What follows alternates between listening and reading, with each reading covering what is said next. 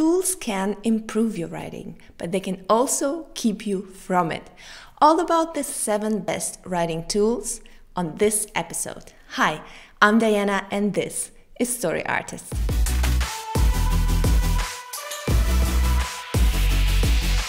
As a technology enthusiast, I love a good writing tool.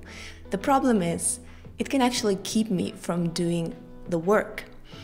I get so involved with the tool, so involved in the dynamics of it, and so excited about it actually, that it keeps me from writing.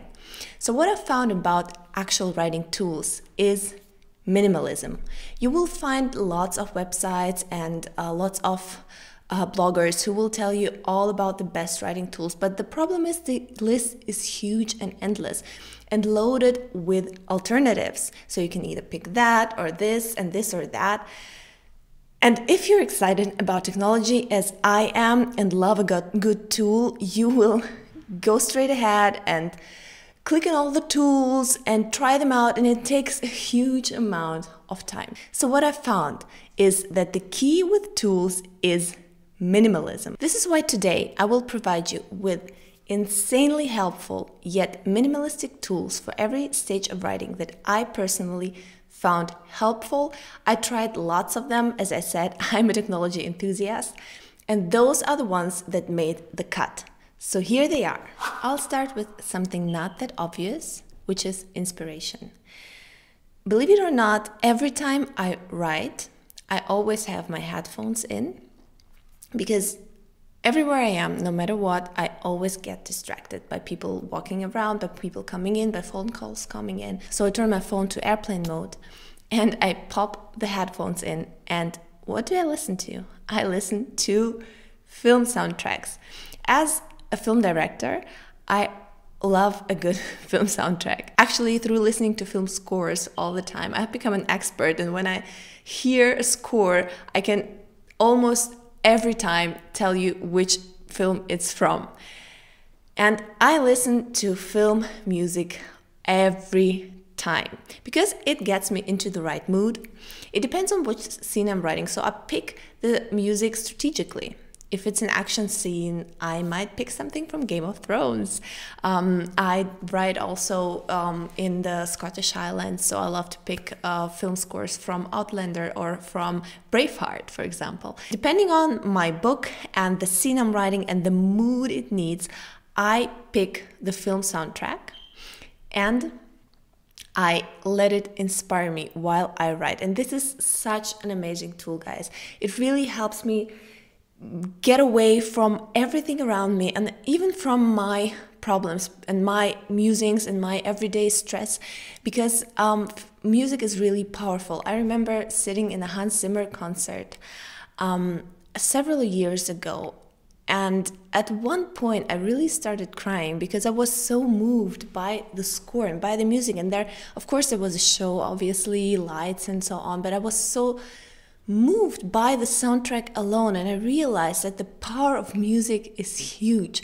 And if you listen to the right music while you write a specific scene, it can really add to your words, to the atmosphere you're transferring, and it can help you transfer yourself into that scene. So don't underestimate the power of music. It is really helpful, and my tool for that obviously is Spotify. Why? Because Spotify also has an insanely good discovery algorithm, and it helps you if you listen to one type of song and music. It can help you discover everything related to that, and this is a huge bonus with Spotify. So Spotify is my go-to tool for inspiration and for writing. There are several research tools and programs out there, like Plotter or Novel Factory and so on, and I've actually tested most of them, but as a minimalist, I find that all of this is too overwhelming for me.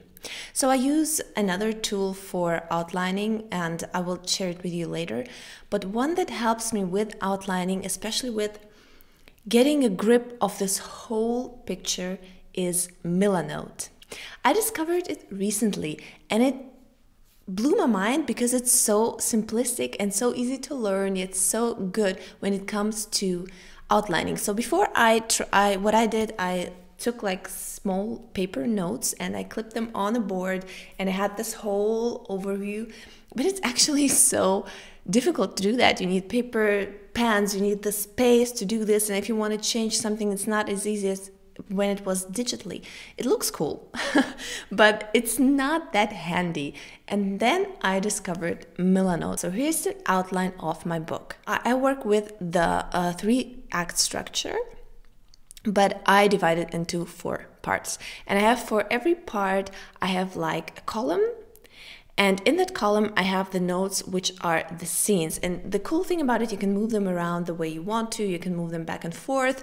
I also mark the turning points, like the pinch point, the turning point, the hook, the inciting event, and so on. I mark them in my outline as well. And what I love to do is give the notes an emotional tag. So the emotional intensity of the scene and the action of the scene is tagged with colors. So the red scenes are really emotionally intense and packed with action. The orange ones are also intense, but not that full of action. The green ones are important for the book, so there's still things happening and still stuff changing, but it's not that loaded with action. It's mostly dialogue and tension. And the blue ones are the calm scenes, the reactionary scenes where the characters just ponder on what's happening to them and express some thinking and talking about their feelings. So these are the calm scenes. And when I look at the chart, I can instantly see if I have too many action scenes or if I have too many scenes where nothing is happening. And I can see the emotional pacing of the book, which is also really helpful. As an author, I do a lot of research because I need to research futuristic ideas, futuristic technology, and all this kind of stuff, but also because research helps me refine my story and deepen it and give it something that feels like real life. And I get so many new ideas from research. And the problem for me is getting through all this material, because seriously, there is so much out there that I find interesting. But I can't get stuck in the research without having written anything. And so what I discovered is an amazing tool, and you probably know of it already, called Blinkist. So Blinkist is an app and also an online website that has summaries of books in there. So whatever book you want to read, many books, like most books I researched, are found in Blinkist. And you can search for them, and there's like every chapter is summarized for you with key basic takeaways. And what I found really helpful with that is that I can take books where I think they might be helpful and just read the summary first, and then decide if I want to go into the depth of this book and purchase it and really start reading the whole book, because this way I can filter material and I also can see if I need to go in depth or not. And it's really helpful to speed up your research process, because I'm so interested in all this stuff, but I can't read all of these books, so I end up purchasing them and trying to read through them and find the key takeaways in them. And Blinkist actually does this for me.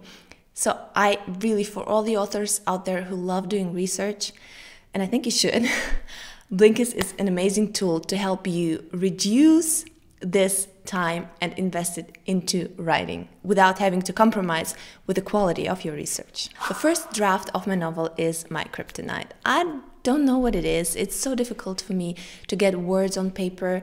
When I get to the editing process, I actually love it, but the first stage is so difficult. So I have tried every trick out there to get through this stage to a finished first manuscript. And what I found is really important is tracking your progress and challenging yourself all the time.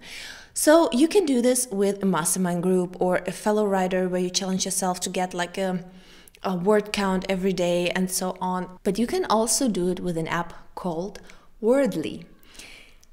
It's a really, really cool app because it shows you your writing speed, words per hour, which I really love. So I challenge myself, I compete with myself every time, trying to increase my writing speed and see how many words I can get onto paper in a short time. And what I found that this also helps you get into focused writing, because when you're in deep focused writing, you can get lots and lots of words on paper in a short amount of time.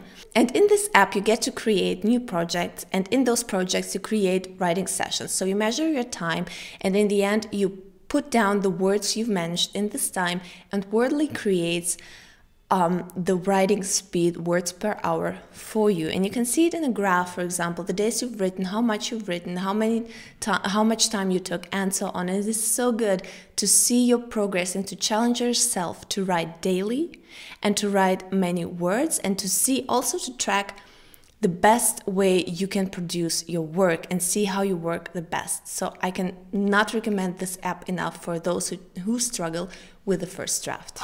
Now let's talk about writer's block. I found that there are many things that can block our creativity and our writing, but few solutions that help us get out of there. And one solution that I found for myself, like I said, first draft, my absolute nightmare. And I found if I get stuck with writing in my first draft, I have to switch to dictating. I've tried dictating for a long time, but because English is not my first language, it's quite difficult for me to dictate, because sometimes I don't come up with words that easily, and I have to look them up, and I take a longer time of thinking about sentences. But I found also that when I dictate and it transcribes my dictation instantly, this is what distracts me the most. So I actually started using Descript for dictation, or not dictation in the classical sense, but transcription. Actually, I started using Descript for my podcasts and videos because I like to transcribe them as well, so that they can be found by Google, and so I can increase my SEO. But I found that Descript also works really well when you dictate your novel. And I know that there's Dragon dictation out there. It's quite expensive though, and the problem with Dragon is that you have to train it, and you have to also you have to say the punctuation. So you have to say comma and full stop and colon and so on. And this, as someone who needs to get into the flow of talking when I dictate, it's really distracting for me. I know that you can probably get used to that, but for me it's really, really difficult. So I found that with Descript, you don't have to do that. It does it automatically for you. And of course it fails a lot. And of course you have to correct a lot, but so do you have to do with Dragon.